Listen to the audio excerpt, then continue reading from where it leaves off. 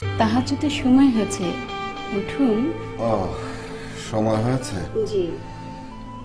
তুমি অজু করেছো? হ্যাঁ, আমি জায়নামাজও বিছিয়েছি।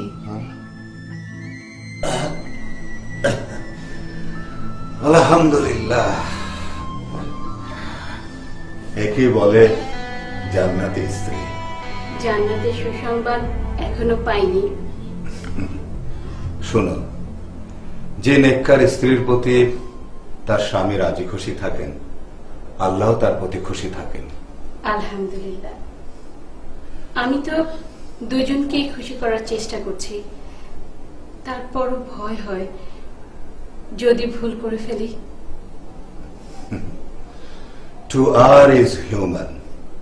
ভুল করাই মানুষের স্বভাব, এটা দোষের কিছু নয়। কিন্তু ভুল করে যে ভুল স্বীকার করে না, সেটাই হয় দোষের। যে ভুল করে অহংকার করে সে হয় শয়তান, আর যে অনুতপ্ত হয় সে হয় মহামানব। আমাদের আদি পিতা আদম আলাইহিস সালামও ভুল করেছিলেন, এবং ফেরেশতাদের সর্দার আজাজিল সেও ভুল করেছিল।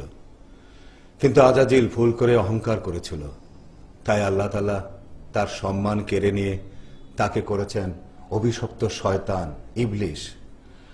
আর আমাদের আদি পিতা আদম আলাইহিস সালাম অনুতপ্ত অবস্থায় আল্লাহর কাছে ক্ষমা চেয়েছিলেন। আল্লাহ তাআলা তাকে ক্ষমাও করে দিয়েছিলেন, এবং আমাদের এই পৃথিবীতে প্রথম নবী করে পাঠিয়েছিলেন। রব্বুল আলামিন আমাদেরকে ক্ষমা করে দিন এবং আমাদের উপর রহম করুন। আল্লাহু আমিন। তুমি নামাজে দাঁড়িয়ে যাও, আমি বাথরুম ছেড়ে ওযু করে আসি। আচ্ছা। আল্লাহ।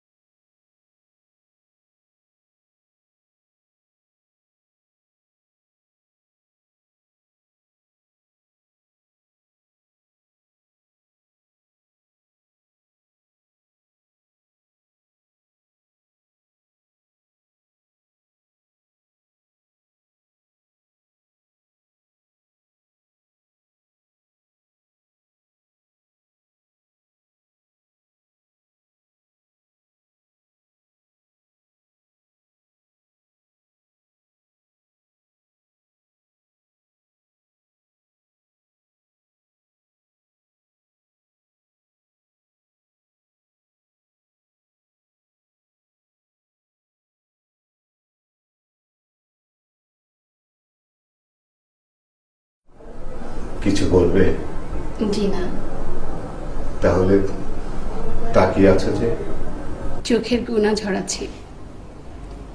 তুমি কি অন্য পুরুষের দিকে কামনার দৃষ্টিতে তাকিয়েছিলে? জি না, আপনি আমার জীবনের প্রথম পুরুষ, আর আমি আপনাকে। তুমি বড় ভাগ্যবতী। আর আপনি? তোমাকে বিয়ে করার আগে আরেকটা মেয়েকে আপনি ভালোবেসেছিলেন, তাকে আপনি বিয়েও করতে চেয়েছিলেন, কিন্তু আপনার নসিবে ছিলাম আমি।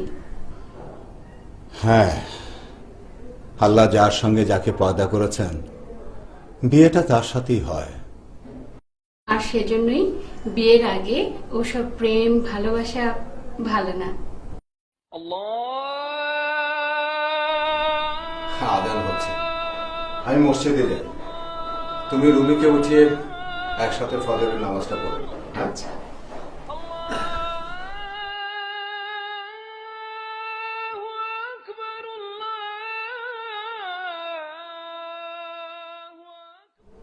রুমি, রুমি, মা রুমি।